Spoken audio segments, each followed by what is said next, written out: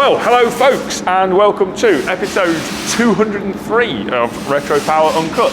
And you find us here in the fabrication workshop, and it's quite a brief, it's going to be a brief stint from me this week. Some people are like that, some people won't, but yeah, there's not been so much going on around here. We haven't got Bobby this week, he's away, so that's one reason for the diminished amount of work going on. And there's been some bits and bobs which you'll see as we go. So we're going to start with XJ Coupe, and the progress on that has been on two chief fronts and one other little bit. Firstly, Matt has been getting on with the lead work, and he is the majority of the way through the lead loading work on that now. Not complete, but very nearly complete on the lead loading on that. So that's good progress. And then at the back, Tom is working on the bumpers now, because you may remember from previous episodes that we're revising the design of both the front and rear bumpers and getting them fitted a bit closer into the body. And altering the bracketry on the back because it's a bit clunky and you can see the bottom of the brackets as standard, so we're altering that so you can't see the brackets anymore.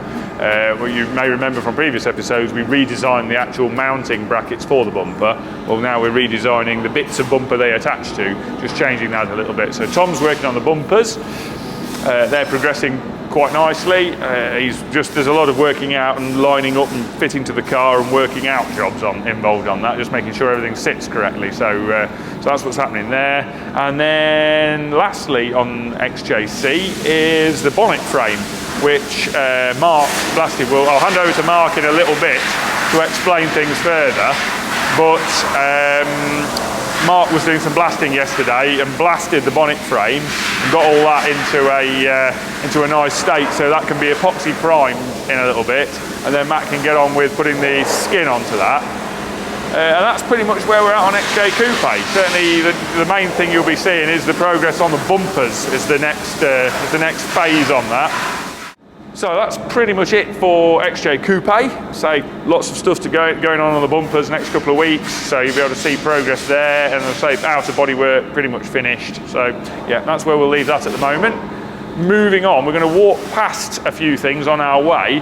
The Audi, Project Wasabi, the Saab Audi, that is really waiting for me to be able to put some time into it, and I haven't been able to put any time into it because of things that you'll see when you go down to the den with Cal shortly, because I've been quite busy down there.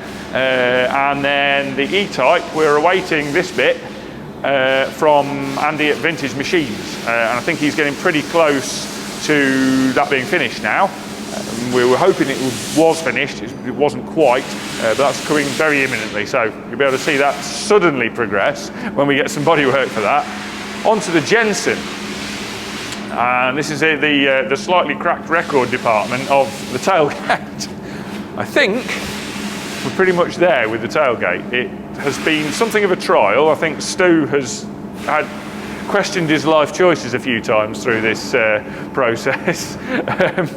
But after a lot of to and fro, I think we've pretty much, now we've resolved the spring tension issue, we've resolved the main seal issue, we resolved the hinges being out of shape. Both the hinges were incorrect and out of shape. Stu's remade the hinges, however we didn't have a good hinge to go from to work out the correct angle of the plates. And that was almost the final problem, was that in remaking the hinges, we didn't resolve a bit of the incorrectness without going into a whole load of detail. Basically, there were various things wrong with the old hinges, and we resolved some of them, but not all of them, because we weren't aware that some of the things were even wrong with them to start with. Not having a good, or a hinge jig for a Jensen and a pair of perfect hinges that we knew were correct, we don't have a point of comparison to work from. So we've had to do it by trial and error, which is time consuming, particularly when it involves taking a tailgate as heavy as this on and off repeatedly. So that's that part, and then the final bit was that the secondary seal, the additional seal, the outer one, which comes around here, appears to have been made out of rock rather than rubber. It's a tadpole type seal, so it's a loop with a tail, and the loop is made out of solid rubber, which I believe it was a tube, but made of solid rubber rather than sponge rubber. I would have thought that was supposed to be a sponge, but I may be wrong. But certainly it didn't need to be sort of 2.5 millimeters to 3 millimeters thick solid rubber, which it is, and it's so hard that it's actually quite hard to deflect with your thumb, let alone the tailgate. So we hit the problem there of the seal then lifting the tailgate back up again. Having got the tailgate to fit really well, that seal then lifted the tailgate back up again. So we've had to do some revisions there, and I think the revision there is going to be to source a different seal that has a softer tube along the bottom of it, which should hopefully resolve that issue. Because yeah, we've had a lot of issues obviously with the tailgate, and it's been fighting us all the way. I think this is the final stage. So Stu's now just trial fitting these stainless steel trims again. They have been on once. He's just trial fitting those again, making sure that everything works, everything lines up, and that the final fit of all of the parts on the tailgate is successful, all works, all does what it's supposed to do. And I think we can finally put the tailgate to bed. At least until it's been painted, everything moves, nothing fits again.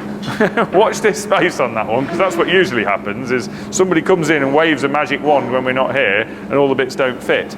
I think I've said this one before, but we've got a really good, well-controlled case in point on that one, which always sticks in my head, which is that when we were building Gordon Murray's Smart One Escort, we mocked that car up with a set of door handles. We had it in the metal shop with a set of door handles fitted to the car, bolted to the door skins. They'd been fitted and unfitted a number of times, and they were fitted to the car for several months with us opening and closing the doors with them.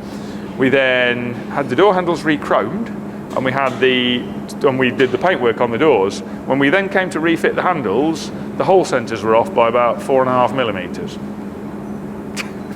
Work that one out. But that's what always happens. So we probably will revisit the tailgate, because it probably won't fit again at some point further down the line. But at the moment it does.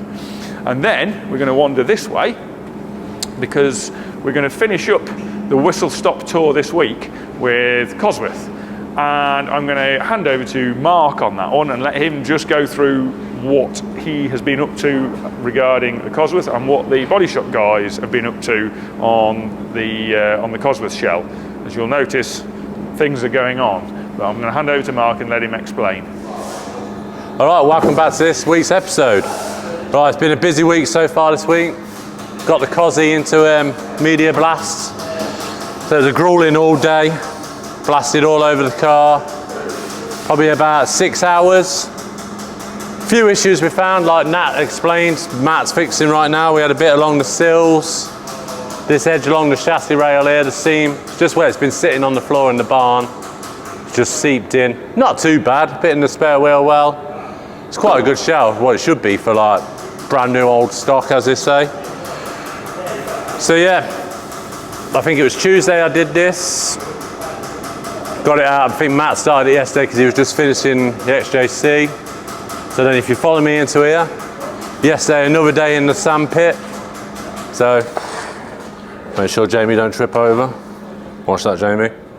All right, so yeah, so yesterday I was concentrating on, I got the panels done. We DA'd them down to like, we started 40, 80. I like to finish them in 120 for the epoxy primer. We put some protection rust stuff, I think some nitro stuff, what just stops any little bit of pitting spreading anymore. So I blasted them on the insides, being really careful, just around the edges, just get rid of like the surface rust. There's still a little bit of surface rust inside, but I tried to waft it in at a distance because you've got to be really careful with the blaster. It will warp if you don't know what you're doing. So yeah, so we got them back out yesterday, DA'd all over them again, gone over some of the rough bits on the outer surfaces just to make sure the epoxy primer goes on them. So later on today, just waiting for Steve to finish the bonnet because we couldn't blast that. He's had to hand prep it with wire wheels. And now he's just got the little pot blaster, which is a little gun, like a fine dust of sand. And he's just going around the little detail bits away from the flat surfaces of the panels. So we'll get that out, quickly DA it, the other side off, which has already been bare metal, but we'll just run it over again. Get these four set up in the booth. I've got the jag, I think that shows you the bonnet frame to sort out as well. I've done that, blasted out, it's got to go in for epoxy. I've got to mask all the edges off for matte, then to put the outer back on. Also, while we had the blaster out, I got the Allegro custom bumpers all blasted on the inside because they had rust. Matt's like done some custom stuff on the outside, all leaded, so I had to be really careful with them. So yeah, we're going to jump onto them. Gaz and Steve, well mainly Gaz, got the old whale tail over here. That's all been stripped back, it's probably been painted a million times, isn't it, Gaz? You've got yellow in there. Who's seen a yellow cosy, eh? A yellow cosy. Side skirts are ready. We need one more off the customer because there was a tab broken off on one of them, so it's no good, but he's got a spare set. Bumper's been painted a million times. Gaz has been stripping that back. As you can see, like, it's all almost there now, so we can get that all primed up. And also the rear bumper was separated because someone had done a bodge job where it was originally white look and they've painted it moonstone with the other parts that are attached over there you see behind. So yeah, still got the side skirts to sort out. So it's been full on this week. So we'll catch you next week, probably a bit further, primer, the lot. So see you later. Right, so thanks for that, Mark. And yes, as you can see now, it's into the metal workshop for Matt to do a little bit of repair on. There are those that would say that only a Ford could rust, only a Ford shell could require rust repair when it was brand new. It has been in a fairly damp barn for 35 years. I suspect that's the reality of why it needs some metal repair. Yeah, things are progressing well there. And Matt's got the boot floor area done. This sill is done. He's making some new edges for this bottom outer section of the front chassis leg because that's quite rotten, and he's got to replace the lower edge, just the lower section of the sill the far side, and then I think in terms of metal work we are done and it can get back for a reblast, zinc metal spray, possibly in areas, although we're not too sure on that because we don't want to strip the sound deadening off, and that kind of precludes us using the metal spray. So that's a little bit up for debate at the moment. We're not fully decided on that, and then it can be into the body shop and get back on with the work on that. So I think at that point I'm going to call it a very short video this week, and I'm going to hand over to Cal in the assembly shop and to take you down to the den as well. And so at that point, I will see you next week. Thank you very much, Nat. And we're going to start with the Tangerine Dream that is this Austin Allegro. And there's been a few areas of attack on this. George, and that is a new George, this is going to get confusing, has been on with a few bits. So general assembly, he's got the brake servo and master cylinder mounted up, made some little neoprene gaskets for those. They were available new, or certainly the master cylinder and reservoir were available new. The servo, we refurbished the original. The clutch reservoir was one of the few of the Honda Integra bits that we couldn't seem to find new, so he's just done a good job of cleaning that up. And then the bracket is the original, but we've had that Xylan plated. Clutch master cylinder is new. Again, the OEM sort of manufactured versions of those are available new still, which is nice. So it's on with all assembling that together. And then bonnet latch, so we got these for both cars back from the platers this week. As I mentioned last week, I think this is having yellow zinc passivate plating on this one, and it's having zinc nickel plating on the other one. Both good processes. The zinc nickel is probably a little bit better in terms of corrosion protection, but actually in this instance it's mainly a colour choice thing. I wanted gold against the orange and a sort of bluey grey against the English mustard coloured car over there. So yeah, he's got that in, and then he's been fitting up the bonnet release cable. So that's an interesting one. We buy these quite often on a few of the builds we've done lately from a company called Lokar or Lokar, I never know how to say it, L-O-K-A-R in the States. And they do a pretty cost-effective and very nicely made little billet bonnet release handle, and with a sort of 2-bolt mount, and you can get near side or offside mounting ones. And just a nice cable, little machined adjusters on the cable. It's really quite a nice assembly that's quite easy to retrofit into a lot of cars if you want to just mount it in the kick panel area. So we got one of those. That was all mocked up during the dry build on the car. So George's job was basically just bolting it in, routing the cable, making sure it's grommeted in the right place and attaching it down here.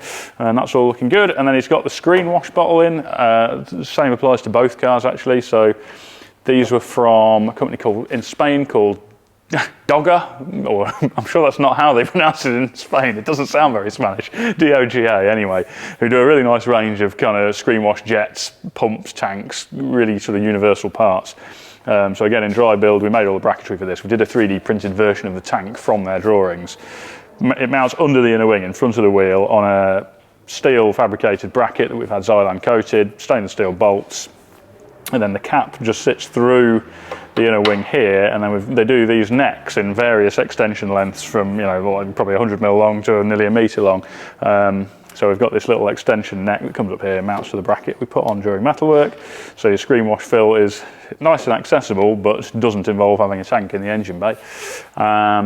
Jim finally plucked up the courage to do the final fit of the Lucas wiper tube assembly, so that's all fitted in place. He's just got the old motor because he was having enough stress as it was without trying to feed the brand new rack down there, so he's just got to pull that old motor off and swap it for the new one and put that in there at the same time.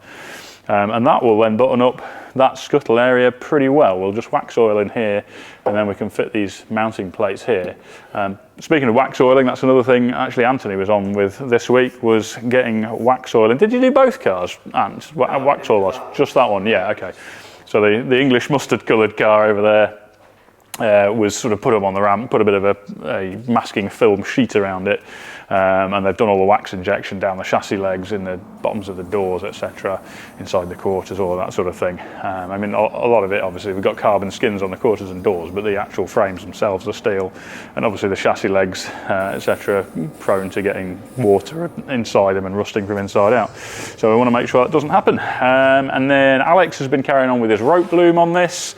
That's going really well. He's pretty much got all the electrical components mounted in now, so he's been going through doing all of his mock-up loom, taking measurements. He's also started just mocking up some of the battery cabling. So down here we've got the bulkhead stud where the battery power pass-through goes from inside the car, where the battery mounts in the boot, to the engine bay, and that is also used as a junction. So we bring the battery cable through to that stud, and then it junctions out from there to both the PDMs and something else. I'm just trying to think what the other branches do. Total mental block, but there's another big branch off the back of there as well. So that's all good. With all the sort of HVAC unit, heating, ventilation, air conditioning, just to clarify what we're meaning when we say HVAC, that's all in. And with the manufacture of the dash coming up pretty fast, we decided to do a rescan of the shell with all of that in, because we did a scan originally when it was at dry build, and all of Luke's dash design is based on that original scan. We're 3D printing the vast majority of the dash, so we're using some of the metal framework of the original, but then everything that creates the final shape of it is being 3D printed and then leather wrapped. So to be on the safe side for the fit, now we've got the steering column in, the bracket in for that, all the HVAC unit in there. He's done a rescan so we could load that back into the dash model and just be 100% sure everything was fitting as it should. And that's thrown up a few little tweaks we're going to do, but it's generally looking good. Another thing George has been on both of them is the little floating inserts in the doors. So where the armrests and the kind of handle that you use to pull the door shut, which are our own design, part of it's 3D printed, part of it's billet machined. When we did the dry build, all the holes were marked through and drilled as clearance holes, but we needed threaded inserts in there. And because of the fact that there's quite a lot of holes through a single component, I was a bit nervous about having either welded or riv nut inserts on the doors, just because you've got to have every single one of them lining up very nicely, and you don't want to get any cross threads in there. So I've decided to do floating threaded inserts, which are just these little captive floating nut basically within a very small plate, which is riveted in place. So George has gone round, done all the rivet holes, drilled for those, mounted those in there. So we've got little floating captive nuts in ready to do those, and that kind of gets us ready for beginning to put interior in, which we're not quite at the point of doing that, but other things we're doing in order to facilitate that include assembling the doors, which is exactly what Anthony's on here. So the latches are on this car, the inner door handles are on. He's just fitting the outers, which I mentioned previously. We got new old stock ones, but the finish wasn't great, so we disassembled them, had all the exterior black painted parts Xylan coated, the working parts plated and then reassembled them all. So I think he's just in the process of fitting the outer door handles now. And then once we've done that, we should be able to do the window lifters. We've got to get the speakers in there, and then once we've passed the wiring through, which obviously we haven't got ready yet, but once we've done that, that'll be the door builds complete. And actually Richard's already done the door card upholstery, so ducks are thoroughly in a row. And actually, whilst sidling over here, I missed the obvious fact that it's on the ground and rolling. So it's been almost at the stage we could do this for probably the last week or so, but there was no massive rush to drop it onto the ground. While it was up there, Anthony's been doing a few more jobs, like getting the fuel tank fitted in there, running the fuel lines, and also offering up a few parts just to make sure there'll be a straightforward fit once we've got the engine and box in. So the gear shift mechanism that James rebuilt was just offered up to check that the fit of that was all look good, the heat shields for the exhaust, but there's no point. We can't really fit the gear shift mechanism until the gearbox is in, so we're kind of waiting on engine and gearbox build at the moment, which ties in quite nicely with the fact that James is currently in the engine room, having received the block back from being machined. We've now received, I think, the vast majority of the components for that engine. So yeah, just starting to go through the motions. We've had the valve seats relapped on the head, so I think he's just been checking to make sure that all the valve sealing looks good on there. And yeah, he's pretty much going to be getting into the engine build, which is exciting. Both the gearboxes for both cars have been rebuilt now, so as soon as we've got an engine, we'll be engine and gearbox in. So yeah, these are looking quite exciting to say the least. Right, moving on. This is the point at which I forget what else I needed to talk about. So Luke, in the design layer, has been on with a couple of things. I mentioned about rescanning the dash in the Allegro, ready for just double checking the dash fitment, but also very closely related to that, but on the XJ Coupe Project Portofino in the metal workshop, we're moving on to some of the interior design work, because at this stage we need to make allowance in the metalwork for the HVAC unit, and that's going to be quite a tight fit behind the dash. So the two things are very interlinked. We basically need to work out where the HVAC unit is going to go, or where it can go, that still allows us space for things that fit into the dash, so instruments, vents, all of that sort of thing. So it's like a juggling act of, well, we don't want to modify the position of the dash too much, bring it too much further into the car, but we may have to a little bit. So the best way to kind of chop and change and juggle that is in CAD. So he's scanned the HVAC unit we're using, which is a Vintage Air Generation 5, and the shell and the components of the dash, so the original dash fascia, the dash top, so we could throw that all into the model and then basically virtually move the HVAC unit around until we can see where it interferes with the least number of things, which we've now done. There's going to be a little bit of fabrication work on the bulkhead to extend it forward into the sort of plenum area under the scuttle. But it's not looking like the surgery is going to be ridiculously major. And at that point, we can then keep the dash position standard. We've got room for the vents, we've got room for the gauges. We will have to drop the glove box or make it very small. But yeah, that's looking okay. So from there, we can start designing the actual layout of the dash fascia. It's going to be more or less the standard basic shapes, but with certain instruments, certain switches, certain vents, we're going to probably use the Bentley organ style vents on it, and then it's just working out the console layout, whether we flow the dash fascia into the console. And there's a few little changes. We're trying to keep it very classic looking and not too radically altered, but it's just trying to make it classy and clean and everything laid out nicely, and the sort of slightly vintage look that the guy's after on that car. So that's the other thing, major thing that Luke's been on with. A couple of things George has been on with. We did the column shroud prototype for Project Kuma. There were a couple of little tweaks needed on that to just alter the fit slightly and also make it a bit kinder to Richard when it comes to upholstering it. So he's done a few tweaks, second prototype on that, which is in the car now. It's just waiting for me to okay the final design. And also the fuel caps for the Allegros. Done the 3D print prototype of both the neck and cap. So it'll be a machine billet cap, machine neck, which will then be welded in turn to the rest of just a tube, aluminium tube for the rest of it. But the flange, thread and top part of the neck will be a machined part. I'm happy with those, so we're going to pull the trigger to get those machined. So yeah, I think that probably covers the majority of what's going on in here, but we can have a little look and see what's going on at the den. I'll see you there.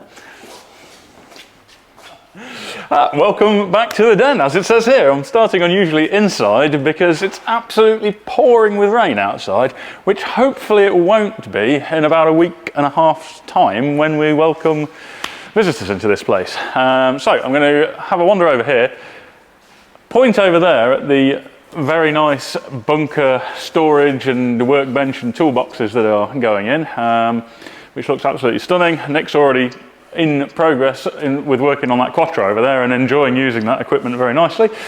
And here is what Nat has been putting a lot of work into this week, which is our detailing booth. So I shall put the lights on, and actually what I'll do is turn those lights off and put these lights on.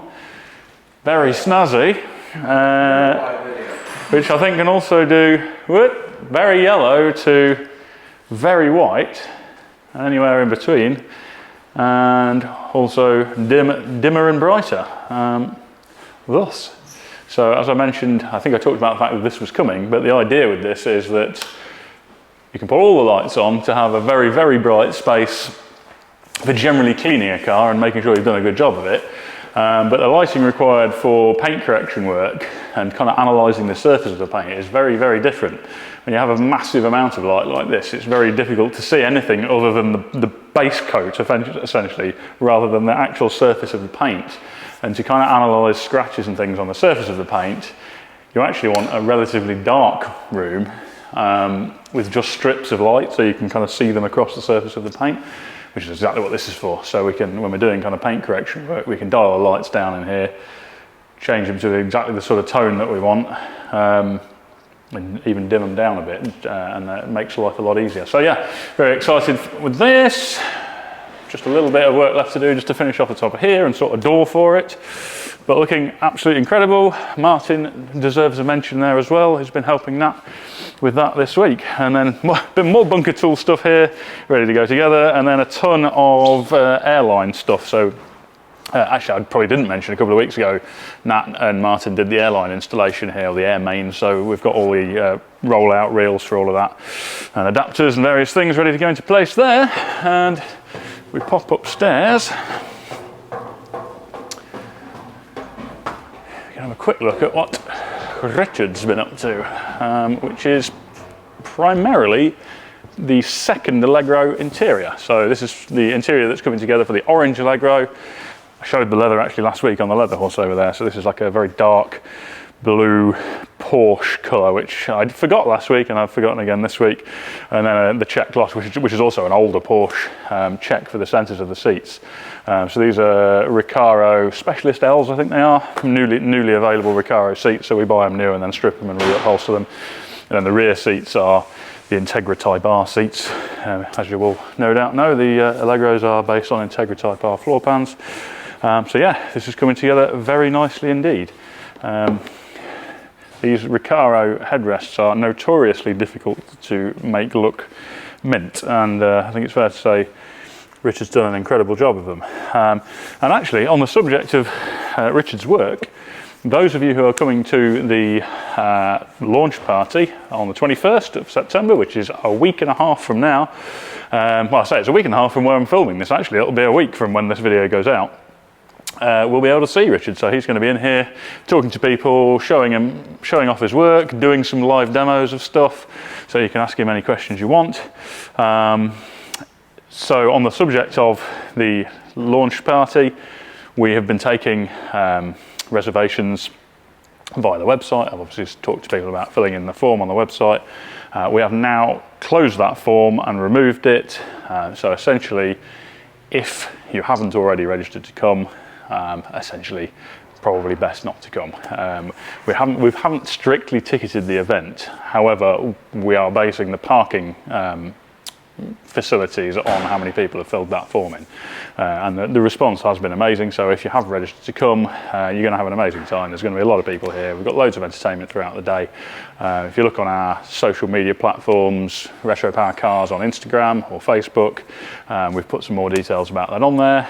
But those who have registered the form should have now received an email. If you were chosen to have your car in the display immediately outside the workshop, there's one email which gives you instructions on directions to there and an arrival time of 12 o'clock.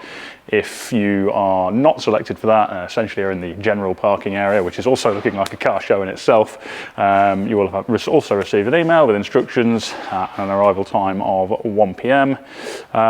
If you did register but haven't received an email, do drop an email over to info@thedenautomotive.co.uk in case there's been some glitch in the system. Or if there's some desperate reason you need to come but you haven't registered, then do feel free to drop us an email and we might be able to make some exceptions. But further to that, look forward to seeing you on the 21st. Pray for good weather and it's going to be a fantastic day. I'll see you then.